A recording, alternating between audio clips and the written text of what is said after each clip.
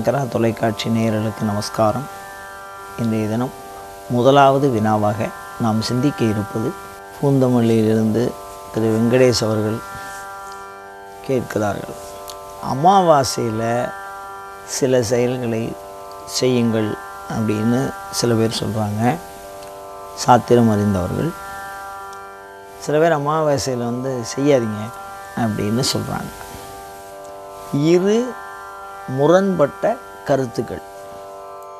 இதில் எதை உறுதியாக ஏற்றுக்கிறது அப்படிங்கிறது அவரவர்களுடைய பலன் சார்ந்து, அவரவர்களுடைய நம்பிக்கை சார்ந்து, அவரவர்களுடைய சார்பு, அவள் எதை சார்ந்து இருக்கா, எந்த சூழலை சார்ந்து இருக்கா அப்படிங்கிறதெல்லாம்.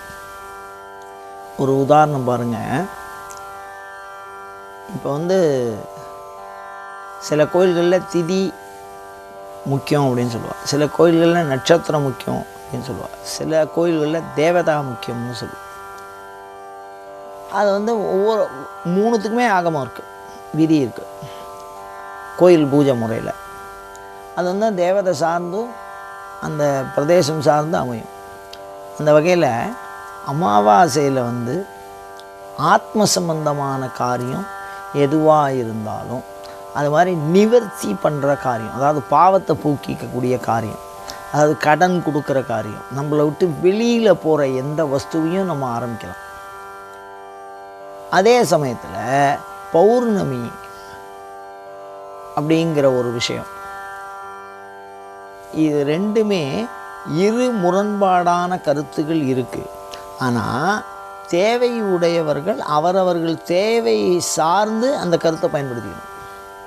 அமாவாசையில் தொடங்கினா வளரும் அப்படிங்கிறது ஒரு கருத்து சொல்கிறா. ஆனால் அமாவாசை ஆத்ம விருத்தியை தரும், ஆத்ம சம்பந்தமான காரியங்களை தரும். அப்போ பயன் சார்ந்து அந்த முடிவை நீங்கள் எடுக்கலாம். என்ன பயன்? நீங்கள் எந்த செயலை செய்ய போகிறீர்கள், அந்த செயல் உங்களுக்கு துக்க நிவர்த்தியா இல்லை சுகப்பிராப்தியா? சுகப்பிராப்தி அப்படின்னு சொன்னால் அமாவாசையில் அதை செய்யலாம். துக்க நிவர்த்தி அப்படின்னு சொன்னால் பௌர்ணமியில் அதை செய்யலாம். அப்போ துக்க நிவர்த்தி, சுகப்பிராப்தி, அதனுடைய பயன் சார்ந்து இரண்டு விதமான முரண்பாடுகள் இருக்குது. அந்த முரண்பாடுகளை நம்ம அடையிறவா தான் சொல்லணும். இப்போ கடன் கொடுக்குறேன், கடன் குறைஞ்சுட்டே போகணும் அப்படின்னா பிரதோஷனி கடன் கொடுத்தா குறையும்னு இருக்குது விதியில். பௌர்ணமி அன்னைக்கு கடன் கொடுத்தா குறைஞ்சுட்டே போகும், ஏன்னா அடுத்தது தேஞ்சுட்டே வருமோ இல்லையோ, கடன் தேஞ்சுட்டே வந்துடும் அப்படிங்கிறா.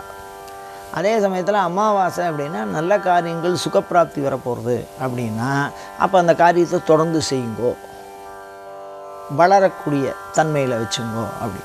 அப்போ வளரக்கூடிய நிலைமையில் வளர்றதை செய்யணும், தேயக்கூடிய பிறகு குறையிறத செய்யணும். பாவ நிவர்த்தி, சுகப்பிராப்தி அப்படி வச்சுங்கோ. பயன் சார்ந்து அந்த முடிவை நாம் தேர்வு செய்தோமே ஆனால் இரு முரணாக நமக்கு தோன்றாது. ரிஷிகள் பண்ணியிருக்கா சாஸ்திரம்லாம். முரண்பாடான கருத்து எந்த காலத்துலேயும் அவள் சொல்ல மாட்டாள். தேவத்தை பண்ணியிருக்கு. ஆகமத்தை சொன்னவர் சிவபெருமான். அதனால் அதை புரிஞ்சுக்கிறதுல தான் நம்மகிட்ட தவறு இருக்கலாம்.